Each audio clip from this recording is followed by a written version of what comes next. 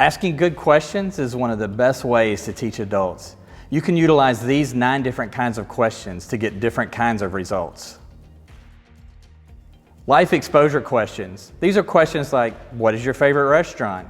These questions allow people in your group to identify others that they have something in common with, which helps them to cultivate relationships. What does the text say questions? You have to know what the Bible says before you know what it means. These questions work well to draw out quiet and shy or introverted people, and they take more time, but it involves more people. It also establishes the Bible firmly as your source of authority. What does the text mean questions? These type of questions aim for a slightly deeper level of understanding. If your group is studying Philippians 4, you might ask, what do you think it means to rejoice in the Lord always? What was it like for them questions? You'll want to use this type of question to help people enter the world of the story. The point is to ask your group members to start thinking about biblical characters, probably what they thought and what they felt in their situations. Jump ball questions. They're questions like, is Christianity easy or hard?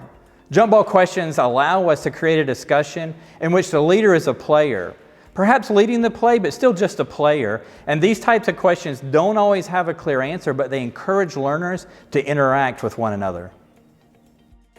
Where are you now? Questions. Learning requires us to see the gap between where we are now and where God would have us to be. An example of this kind of question would be, how would you describe the average Christian? And then after they answered, you would ask, how would you describe yourself?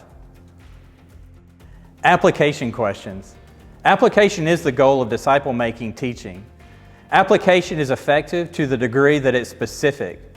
People will remember what they do, so you want to ask questions that get group members to do one small thing in order to apply the truth that they've learned.